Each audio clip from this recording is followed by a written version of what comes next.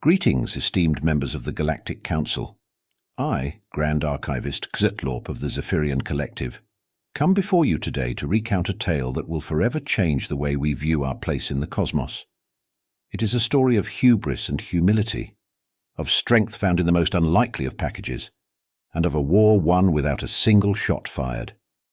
Prepare yourselves, for this is the day a Deathworlder cadet walked away from an alien battle drill and won the war. Ahem. Let me clear my throat, or rather my primary vocalization sac. It's not every day one has to recount such a, shall we say, embarrassing moment in our shared galactic history.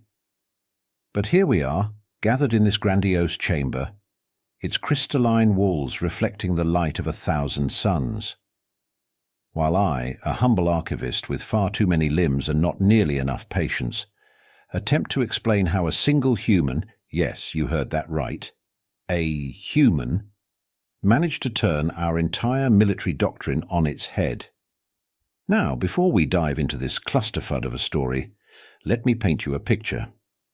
Imagine, if you will, the Galactic Federation's most prestigious military academy, the Stellar Crucible. A massive space station shaped like a 20-pointed star, each point housing a different alien species training facilities.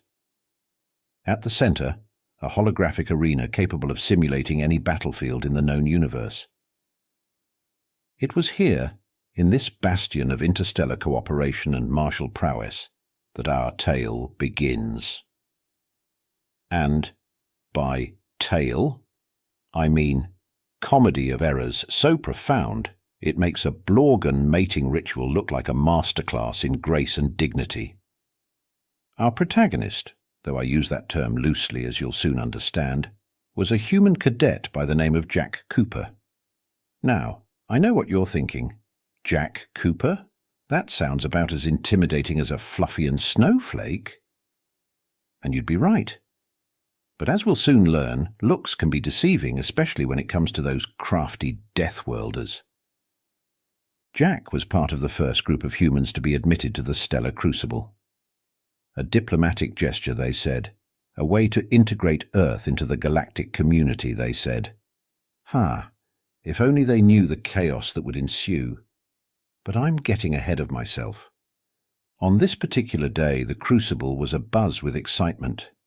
The annual interspecies battle royale was about to begin, a test of strategy, strength, and survival skills that would pit the top cadets from each species against one another in a simulated war zone. The prize? Galactic glory, bragging rights, and a chance to shape the Federation's military doctrine for the next standard cycle. As the cadets gathered in the central arena, the air was thick with tension, and the pungent aroma of various alien pheromones. Nervous sweat, they called it. Though why any species would evolve to excrete liquid when anxious is beyond me. Seems like a waste of perfectly good bodily fluids, if you ask me. Grand Admiral Xylophoros, a Centauri with more titles than tentacles, and trust me, that's saying something, stood on a floating platform, his iridescent scales shimmering under the harsh lights. With a voice that could shatter moons, and probably had, given the Centauri's penchant for excessive firepower, he began to address the assembled cadets. Welcome, young warriors, to the 743rd Annual Interspecies Battle Royale, he boomed, his words automatically translated into each species' native language. Today, you will prove your worth not just to your own kind, but to the entire galaxy. I couldn't help but roll all 7 of my eyes. Xylophoros always did have a flair for the dramatic. If melodrama were a weapon, the Centauri would rule the universe. The rules are simple, the Admiral continued, his tentacles waving in what I assumed was meant to be an inspiring manner. You will be transported to a simulated battlefield. Your objective: survive, adapt, and ultimately, triumph over your fellow cadets. The last one standing wins glory for their species and the honor of shaping our future military strategies. As Xylophoros droned on about honor, duty, and other such lofty ideals, I couldn't help but notice the human Jack Cooper standing off to the side. While the other cadets were busy puffing up their chest sacs, sharpening their claws, or engaging in whatever pre-battle rituals their species favoured, Jack looked bored. Bored at the interspecies battle royale, the gall of it, the sheer unmitigated hubris. Little did I know that boredom would be the first domino to fall in a sequence of events that would reshape galactic politics forever. As the cadets were teleported to their starting positions in the simulated war zone, I settled in for what I thought would be another routine battle. Oh, how wrong I was. How deliciously, hilariously wrong. The simulated environment was a dense jungle world, not unlike the forests of Epsilon Eridani IV. Towering trees with bioluminescent leaves cast an eerie glow over the underbrush, while the distant cries of simulated wildlife added to the tense atmosphere. Through the arena's advanced monitoring systems, we observers could track each cadet's progress. And let me tell you, it was a sight to behold. The draconian cadet, Slathnak, immediately took to the trees, her scaled body blending seamlessly with the foliage. The arachnoid representative, click, click, clack, and yes, that is their actual name, not just the sound they make when they walk, began spinning elaborate trapwebs between the trees. But where was Jack Cooper? While the other cadets were employing complex strategies and showcasing their species' unique abilities, our human friend seemed to be taking a leisurely stroll through the jungle. "What in the name of the 7 moons of Zeglon is he doing?" muttered Grand Admiral Xylophoros, his tentacles twitching in agitation. I zoomed in on Jack's position, half expecting to find him incapacitated or perhaps engaged in some inscrutable human ritual. Instead, I saw him whistling, as he casually picked his way through the underbrush, occasionally stopping to examine a leaf or poke at the bioluminescent fungi dotting the forest floor. "Fascinating," I heard myself say, earning a glare from the Admiral that could have curdled milk from 6 different species simultaneously. As the battle raged on around him, Jack continued his nonchalant exploration of the jungle. The molluscoid cadet, Glorpthana, had created an impenetrable slime fortress. The Pyrian representative, Ember of 1,000 Suns, pretentious name if you ask me, had set half the jungle ablaze in an impressive, if somewhat over-the-top display of pyrokinesis. And there was Jack, now sitting on a log, munching on what appeared to be a ration bar he'd brought with him. The sheer audacity! "This is unprecedented," squawked Xylophoros, his scales shifting to a mottled purple, the Centauri equivalent of turning red with rage. "He's making a mockery of the entire competition." I, however, was intrigued. "Or," I ventured, "he's employing a strategy so advanced, so counterintuitive, that we simply can't comprehend it." The Admiral fixed me with a glare that suggested he was seriously considering having me ejected into the nearest black hole. "Don't be ridiculous, Archivist. He's clearly incompetent, or worse, deliberately sabotaging the event." But as the hours ticked by, a curious thing began to happen. The other cadets, so focused on outlasting and outmaneuvering each other, began to make mistakes. The draconian, Slathnak, in her haste to ambush the arachnoid, became entangled in one of Click-Click-Clack's webs. The Pyrian's flames, while impressive, had left her exhausted and vulnerable. One by one, the cadets fell to each other's tactics or to the hazards of the simulated environment. And through it all, Jack Cooper sauntered on, seemingly oblivious to the chaos around him. It wasn't until there were only 3 cadets left, Jack, the molluscoid Glorpthanar, and the quantum shifter Izizixt, that things got truly interesting. Glorpthanar, confident in the safety of his slime fortress, decided to make a move against the ethereal Izizixt. It was a bold strategy, I'll give him that. Unfortunately for our gelatinous friend, he had failed to account for the quantum shifter's ability to, well, shift through quantum space.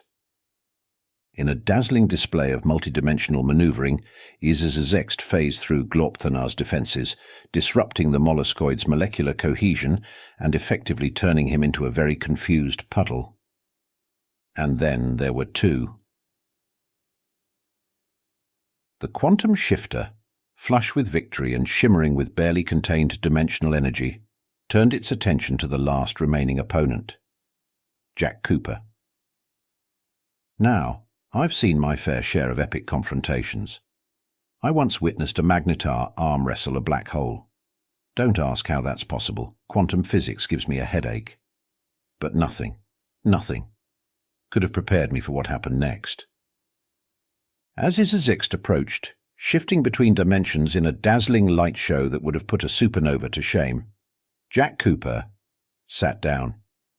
Yes, you heard me correctly. The human sat down on the jungle floor, crossed his legs and began to meditate?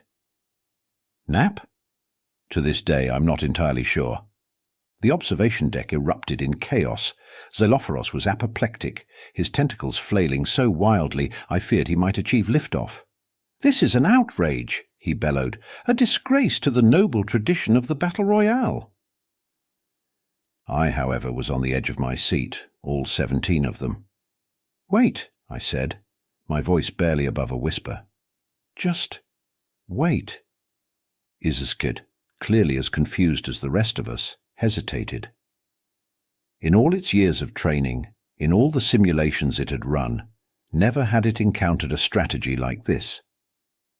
The quantum shifter circled Jack, its form flickering between dimensions as it tried to make sense of the human's actions, or rather, lack thereof. Minutes passed. Tense, silent minutes that felt like eternities. The entire arena held its breath, those of us who breathe anyway. And then, just as Izazext seemed to make up its mind to attack, Jack opened his eyes. He looked directly at the quantum shifter and said in a voice so calm it could have soothed a rampaging Thoraxian behemoth, "Hey there. Beautiful day, isn't it?" I swear on all that is holy in this universe, Izazext short-circuited. Its quantum field collapsed, its dimensional shifting ground to a halt, and it stood there, gaping at Jack with all 7 of its phase-shifted mouths. "I mean," Jack continued, gesturing at the simulated jungle around them, "sure, it's not real. But they did a pretty good job with the details, don't you think? Look at the way the light filters through the leaves. Reminds me of a place back on Earth called the Amazon. Ever heard of it?" Izazext, still frozen in disbelief, managed to shake its head. "Ah, you should visit sometime when we're not, trying to virtually kill each other and all that." Jack chuckled, a sound that seemed to vibrate at just the right frequency to further discombobulate the poor quantum shifter. Jack went on, seemingly oblivious to the fact that he was casually chatting with an opponent who, moments ago, was prepared to scatter his atoms across 11 dimensions. "I've been thinking. This whole Battle Royale thing, it's a bit much, isn't it?" Izazext, against all odds and probably against its better judgment, found itself nodding. "I mean, don't get me wrong, I get it. Show of strength, proving our worth, all that jazz. But here's the thing." Jack leaned in conspiratorially, and I swear, every being on the observation deck leaned in with him. War isn't just about who can hit hardest or move fastest, or, no offence, shift through the most dimensions. Izazext's many eyes blinked in rapid succession, a clear sign of cognitive dissonance if I've ever seen one. "Sometimes," Jack continued, his voice taking on a tone that was part philosophy professor, part used starship salesman, "the best way to win a war is to not fight it at all, to find common ground, to realize that beneath all our differences, scales, slime, quantum fields, or plain old human skin, we're not so different. We all want to live, to thrive, to explore this big, beautiful galaxy. I glanced at Xelophoros, half expecting him to shut down the simulation. But the Grand Admiral was transfixed, his tentacles frozen mid-flail, his iridescent scales shifting through colours I didn't even know existed in the visible spectrum. Back in the arena, Jack was on a roll. "So, here's what I propose," he said, standing up and brushing off his uniform with exaggerated casualness. "Instead of trying to outfight each other, why don't we work together? Pool our strengths. Cover each other's weaknesses. Imagine what we could accomplish if we approached galactic defense as a collaborative effort, rather than a competition." Izexit, still silent, tilted its heads in consideration. "Tell you what," Jack said, extending his hand in the universal gesture of peace, or at least universal since humans had joined the galactic community. "Why don't we call this one a draw? We can walk out of here together, show them all what real strength looks like. The strength to choose peace, cooperation, and understanding over conflict. What do you say?" For a moment that seemed to stretch across multiple dimensions, stood motionless. Then, in a move that I'm sure violated at least 17 laws of quantum mechanics, it reached out and shook Jack's hand. The simulation dissolved around them, revealing the stunned faces of their fellow cadets, the slack-jawed, or equivalent, expressions of the instructors, and the absolutely priceless look of utter bewilderment on Grand Admiral Xelophoros' face. As Jack and Izexit stepped off the simulation platform, the observation deck erupted into chaos. Voices raised in protest, confusion, and, surprisingly, admiration. "This is unprecedented. It goes against every rule in the book." But he didn't even fight." "Exactly. It's brilliant." Xelophoros, his scales cycling through colours faster than a malfunctioning chameleon on a disco dance floor, finally found his voice. "Silence!" he bellowed, causing several of the more gelatinous species to quiver in their containment suits. The Admiral floated down to the simulation floor, his hover platform whining under the strain of his agitation. He stopped in front of Jack and Izexit, his eyes narrowing to slits so thin they practically disappeared into his scaly face. "Cadet Cooper," he began, his voice a low rumble that promised imminent destruction, "do you have any idea what you've done?" Jack, bless his oblivious human heart, smiled. "Won the battle royale, sir." I swear I saw one of Xelophoros' eyes twitch. "Won the—" "You didn't win anything. You broke every rule, ignored every protocol, and made a mockery of this time-honoured tradition." "With all due respect, Sir Jack," still smiling in that infuriatingly calm way of his, cleared his throat.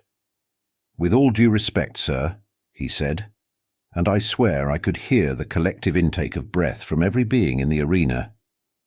"I believe I followed the most important rule of all. I survived." Xelophoros' tentacles went rigid, a sure sign that he was either about to explode or implode, possibly both. "Survived? Survived?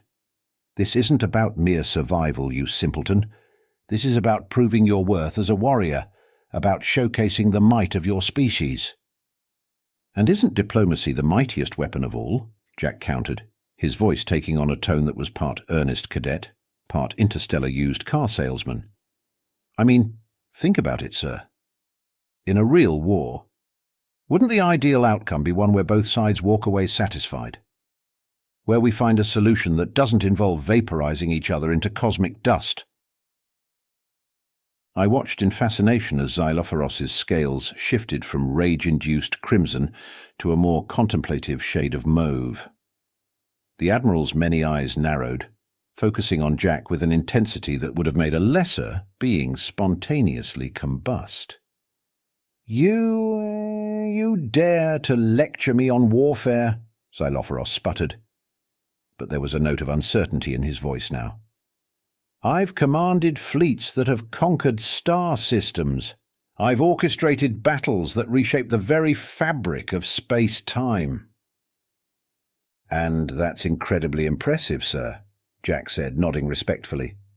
"But consider this. How many lives were lost in those conquests? How many resources were expended? And in the end, did it bring lasting peace? Or just a temporary ceasefire until the next big conflict?" Oh, this was delicious. I found myself leaning forward, all 7 of my sensory stalks straining to catch every word. Around us, the other cadets and instructors were equally enthralled, hanging on every word of this unprecedented exchange. Xylophoros opened his mouth, closed it, opened it again. For the first time in recorded history, the great admiral was at a loss for words. Sensing his advantage, Jack pressed on. "Sir, the galaxy is changing. We're no longer isolated species fighting for scraps of territory. We're a community, interconnected and interdependent. The old ways of thinking about war and conflict, well, they're as outdated as using a quantum fluctuator to toast bread." A ripple of laughter went through the crowd at that. Even Izzy-Exit, still standing beside Jack, emitted a series of dimensional ripples that I could only interpret as amusement. "What I did today," Jack continued, his voice taking on a more serious tone, "wasn't about avoiding conflict out of cowardice. It was about recognizing that true strength lies in our ability to understand each other, to find common ground, even in the face of our differences." He gestured to Izzy-Exit. "Take my friend here. We couldn't be more different, right? I'm a solid-state biped from a gravity well, and they're a quantum-shifted multi-dimensional being. But in just a few minutes of conversation, we found something in common. A desire for peace, for cooperation." Xylophoros's tentacles had stopped their agitated writhing, now hanging limply as he listened. I could practically see the gears turning in his highly evolved brain. "Imagine," Jack said, his voice soft, but carrying to every corner of the now silent arena. "A galactic federation that approached every conflict this way, where our first instinct wasn't to reach for our weapons, but to extend a hand in friendship. Where we used our diverse abilities not to overpower each other, but to lift each other up. That's the kind of federation I want to serve, sir. That's the kind of future I believe we can build." For a long moment, silence reigned. You could have heard a Thoraxian pin drop, which, given their size, would have probably caused a minor seismic event. Then, slowly, impossibly, a change came over Xylophoros. His scales shifted to a deep, thoughtful blue. His tentacles relaxed, coiling gracefully around his hover platform. And then, in a move that would be replayed on every newsfeed from here to the Andromeda Galaxy, he laughed. It started as a low rumble, building to a full-throated bellow that shook the very foundations of the stellar crucible. Cadets stumbled, instructors gaped, and I'm pretty sure I saw a gelatinous cube cadet lose cohesion and splatter across 3 different deck levels. "Oh, by the 7 sons of Zygon!" Xylophoros wheezed, wiping a tear-like secretion from one of his eyes with a tentacle tip. "I haven't been so thoroughly outmaneuvered since the Battle of Epsilon Eridani." Jack blinked, clearly thrown off balance for the first time since this whole bizarre scenario had begun. "Sir?" Xylophoros's laughter subsided to a chuckle, and he fixed Jack with a gaze that was equal parts amusement and admiration. "Cadet Cooper, do you have any idea what you've just done?" Violated about 17 different protocols and possibly caused an interstellar incident," Jack ventured, a hint of his earlier bravado faltering. "Oh, undoubtedly," Xylophoros agreed, waving a tentacle dismissively. "But more importantly, you've just reshaped the entire paradigm of galactic warfare." A murmur ran through the crowd. I leaned in closer, my recording appendages working overtime to capture every moment of this historic event. "You see," Xylophoros continued, his voice taking on the tone of a lecturer addressing a particularly dense class. "For millennia, we've approached conflict from a position of strength through superior firepower, advanced tactics, overwhelming numbers. But you insignificant speck of a species from a backwater planet, have just demonstrated a form of strength we've long overlooked. The strength of empathy, of understanding, of finding common ground." The Admiral's hover platform descended until he was eye level with Jack. In all my years of service, I've never seen a cadet approach a battle simulation quite like this. It's refreshing, infuriating, mind-bogglingly unorthodox, and probably grounds for court-martial in at least 12 star systems, but refreshing nonetheless. Jack, to his credit, managed to maintain his composure, though I could see a bead of sweat trickling down his forehead. Seriously, what is it with humans and their liquid excretions? Fascinating and slightly disgusting, if you ask me. "Thank you, sir," Jack said, his statement coming out more as a question. Xylophoros's mandibles clicked in what I recognized as the Centauri equivalent of a smirk. "Oh, don't thank me yet, Cadet. You've opened quite the can of Pandorian worms here. The bureaucrats are going to have a field day with this. The ethics committees will be debating for decades, and don't even get me started on the paperwork."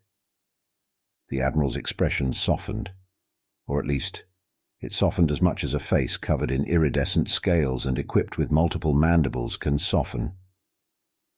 But perhaps that's exactly what we need.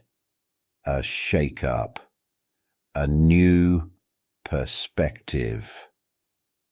He turned to address the assembled crowd, his voice booming once more with authority.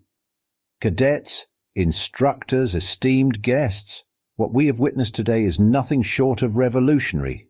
Cadet Cooper has demonstrated that true victory doesn't always come at the end of a plasma rifle or from the bridge of a dreadnought. Sometimes it comes from the simple act of reaching out, of finding common ground, of choosing understanding over conflict." A ripple of murmurs spread through the crowd, a mix of confusion, skepticism, and dawning realization. "From this day forward," Xylophoros continued, his voice rising with each word, "the interspecies battle royale will be reformed. No longer will it be solely a test of martial prowess, but also a challenge of diplomacy, of cross-species understanding, of finding peaceful resolutions to complex conflicts." The murmurs grew louder, punctuated by gasps, exclamations of disbelief, and even a few cheers. "And as for you, Cadet Cooper," Xylophoros said, turning back to Jack, who looked like he was caught between wanting to salute and wanting to find the nearest airlock to throw himself out of. "Congratulations! You've not only won today's battle but potentially changed the course of galactic history." Jack swallowed hard, his Adam's apple bobbing in a way that I'm sure fascinated at least 3 different xenobiologists in the audience. "Thank you, sir. I'm honored and slightly terrified." Xylophoros laughed again, a sound that I suspect would haunt the dreams of many a cadet for cycles to come. "As well you should be, Cadet, as well you should be. Now, I believe you and your new quantum friend here have some celebrating to do. And I have a great deal of explaining to do to the Galactic Council." As Xylophoros floated away, already barking orders to his aides about emergency meetings and policy revisions, I couldn't help but marvel at the sheer improbability of what I'd just witnessed. A human cadet, barely out of his species' adolescence, had just reshaped the entire concept of galactic warfare. With nothing but words, understanding, and that peculiar human blend of audacity and charm, he had achieved what countless fleets and centuries of technological advancement had failed to do. He had made us question the very foundations of how we approached conflict. As I watched Jack being swarmed by his fellow cadets, all eager to congratulate him or perhaps absorb some of his seemingly magical diplomatic skills through osmosis, I couldn't help but chuckle to myself. The Deathworlder had walked away from a battle, and in doing so, he may have just won us the greatest war of all, the war against our own limited perspectives. And there you have it, esteemed members of the Galactic Council. The tale of how a single human cadet turned our understanding of warfare on its head. A reminder that sometimes the most powerful weapon in our arsenal isn't a superweapon or a battle strategy, but the simple act of reaching out and finding common ground. As for Jack Cooper, well, last I heard, he was being fast-tracked for a position in the Galactic Diplomatic Corps. And is es ext? They've become something of a celebrity in quantum circles, giving lectures on the multidimensional aspects of human diplomacy. And me? Well, I'm just a humble archivist recording these events for posterity. But I can't help but feel that we're on the cusp of a new era in galactic relations. An era where strength is measured not in firepower, but in our ability to understand and cooperate with one another. Of course, there are still those who cling to the old ways. Change, after all, is never easy. But as I look out at the stars, at the vast expanse of our galactic community, I can't help but feel a sense of hope. Who knows? Perhaps one day we'll look back on the interspecies battle royale not as a quaint relic of a more barbaric past, but as the first step towards a truly united galaxy. A galaxy where the phrase, humanity, fuck yeah, isn't just a battle cry, but a celebration of the best qualities all species can aspire to. And to think it all started with a bored cadet who decided to take a walk in a simulated jungle. Funny how the universe works sometimes, isn't it? This is Grand Archivist Kzit Lorp, signing off. May your tentacles stay untangled and your quantum fields remain stable. Until next time, fellow sentients. Until next time.